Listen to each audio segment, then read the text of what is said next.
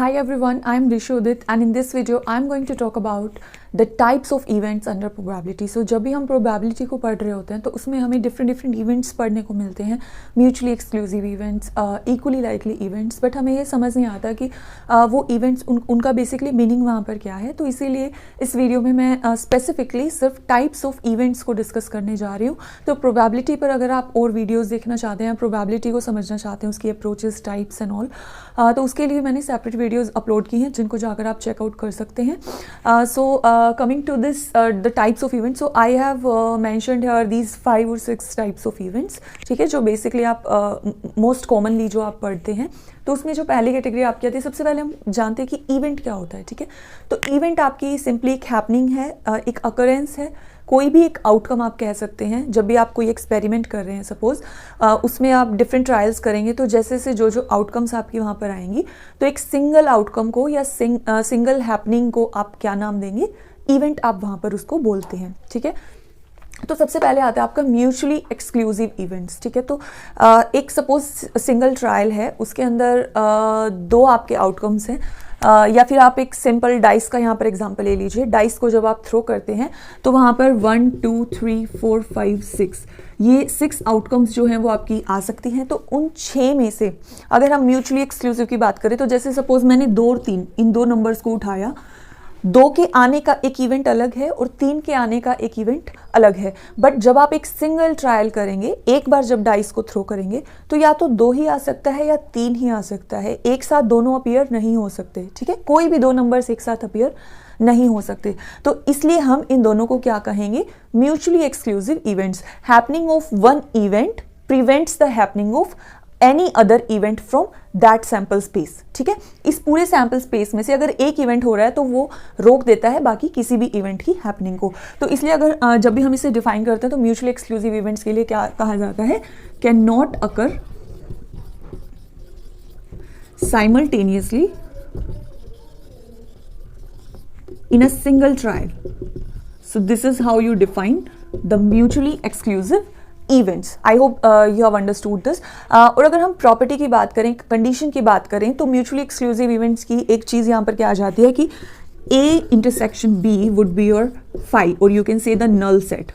Okay, तो जब भी आप इन दोनों इवेंट्स, जो भी 2 इवेंट्स आपके mutually exclusive, they can be more than 2 also, तो जो भी आपके म्यूचुअली एक्सक्लूसिव इवेंट्स है आपके पास, अगर आप उनका इंटरसेक्शन लेंगे, अगर आप उनमें कॉमन निकालेंगे, तो वो आपका हमेशा क्या रहेगा, फाई रहेगा, नल रहेगा, क्योंकि there is nothing common between them. अगर कॉमन होगा तो वो एक साथ हो ही जाएगा एक सिंगल ट्रायल में. यही रीज़न है कि वो दोनों जो हैं वो कभी भी एक साथ नहीं हैपन हो सकते हैं.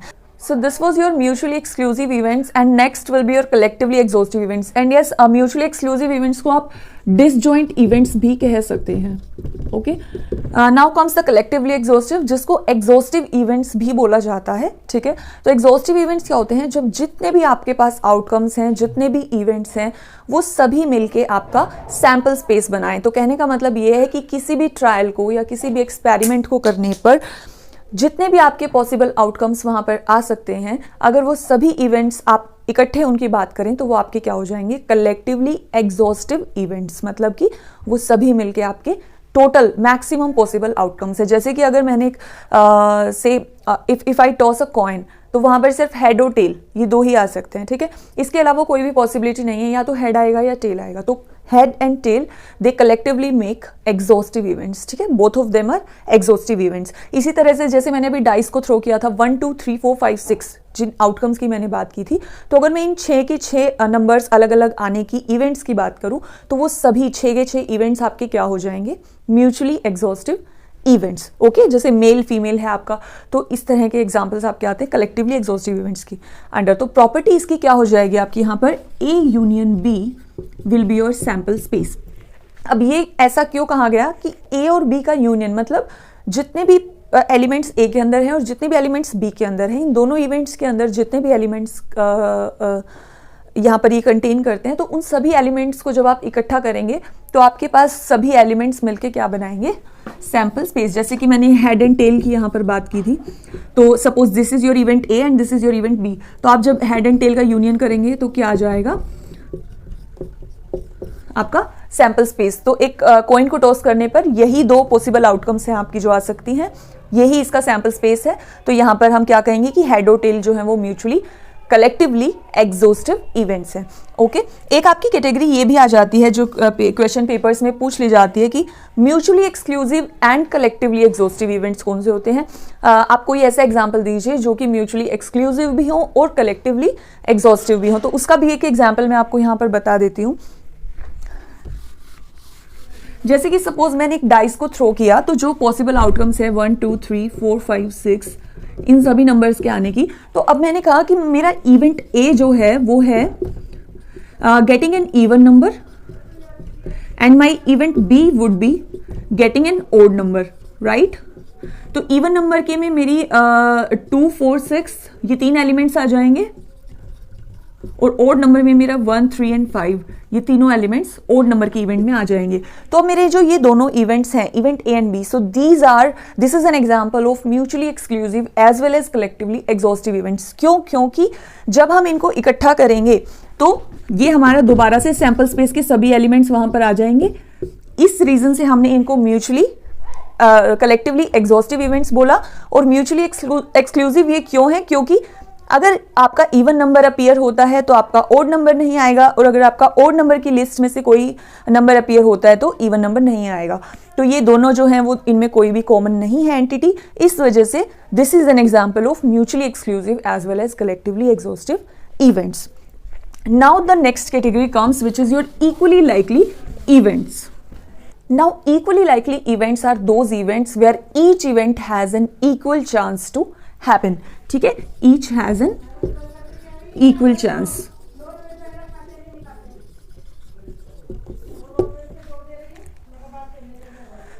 सो इक्वल चांस होने से यहाँ पर क्या मतलब है कि जितने भी इवेंट्स जिनकी आप बात कर रहे हैं वो चाहे 2 हैं चाहे 2 से ज़्यादा हैं, उनकी होने की संभावना जो है वो बिल्कुल सेम है। जैसे कि अगर मैं कॉइन को टॉस करती हूँ तो हेड और टेल होने की संभावना वो हमेशा सेम रहेगी। हाफ और हाफ प्रोबेबिलिटी की बात करते हैं हम। अगर आप ये रिपीटिशन कर रहे हैं लॉन्गर रन में, ठीक है, इनफाइनाइट नंबर ऑफ टाइम्स के लिए अगर आप ये कर रहे हैं, रिपीट कर रहे हैं इस ट्रायल को, तो आपकी हेड और टेल होने की जो प्रोबेबिलिटी है वो हमेशा इक्वल रहेगी। बट अगर आप बात करें किसी प्रोडक्शन यूनिट की कि उससे जो यूनिट आपका प्रोड्यूस होगा वो डिफेक्टिव होगा या डिफेक्टिव नहीं होगा, तो अगर आप इस प्रोबेबिलिटी की बात करेंगे तो वहां आप ये नहीं बोल सकते कि there are 50-50% chances that this unit will be defective one और द नॉट डिफेक्टिव वन, ठीक है, क्योंकि ऐसा हो सकता है। और हम ये अज्यूम करके चलते हैं कि हमारी जो प्रोडक्शन मशीन है वो 95% जो यूनिट्स प्रोड्यूस करेगी वो ठीक होंगी और सिर्फ 5% का हम मार्जिन लेके चलते हैं कि वो डिफेक्टिव होंगी। यूजुअली हम ये लेके चलते हैं। तो इसलिए ये इस तरह का एग्जांपल है जहां पर आपके इवेंट्स जो हैं वो इक्वली लाइकली नहीं है। So this was your equally likely events. Next is independent and dependent events. तो ये आपको नाम से भी पता चल रहा है।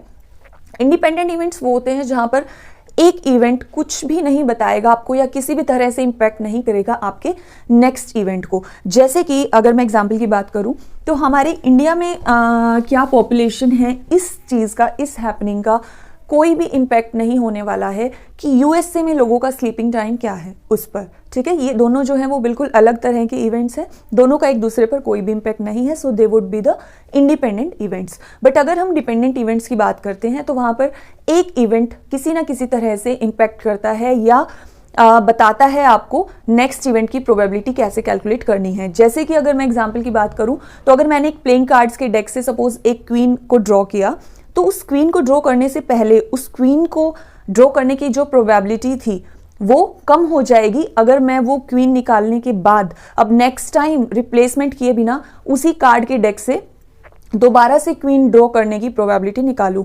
वो कम क्यों हो जाएगी? क्योंकि एक क्वीन जो है वो वहां से कम हो चुकी है। Now there are only 51 cards left. तो उस हिसाब से जब हम प्रोबेबिलिटी निकालेंगे तो वो कम हो जाएगी। तो इस तरह के इवेंट्स को हम क्या कहेंगे? Dependent events. Now the last one comes which is complementary events. तो कॉम्प्लीमेंट्री इवेंट्स क्या होते हैं? कॉम्प्लीमेंट्री इवेंट होते हैं जो एक दूसरे को कॉम्प्लीमेंट करें। जैसे कि अगर मैंने बात की probability of event A, so this is my one single event. जैसे कि अगर मैं सेम एग्जाम्पल की बात करूं, अगर मेरा इवेंट ए है of getting an even number, तो वहां मेरे इस इवेंट ए में आते हैं 2, 4 and 6।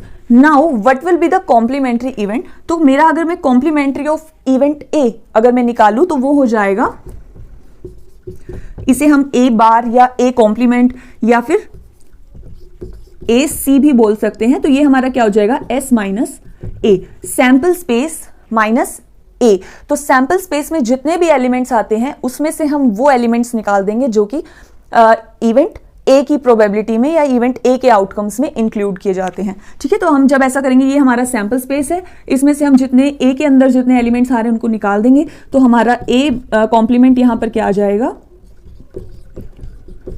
1, 3 and 5. So you can say complement of A would be anything which is not in the A. ठीक है, तो A और A कॉम्प्लीमेंट ये यूजुअली मिलकर क्या बनाते हैं सैंपल स्पेस। ठीक है, so these are the complementary events. So these are the types of events which I have discussed in this video. इसके अलावा अगर आप कुछ भी probability के बारे में जानना चाहते हैं या आप चाहते हैं कि मैं उस पर वीडियो बनाऊं, तो you can comment down below and you may also ask any query if you have regarding this video or the probability.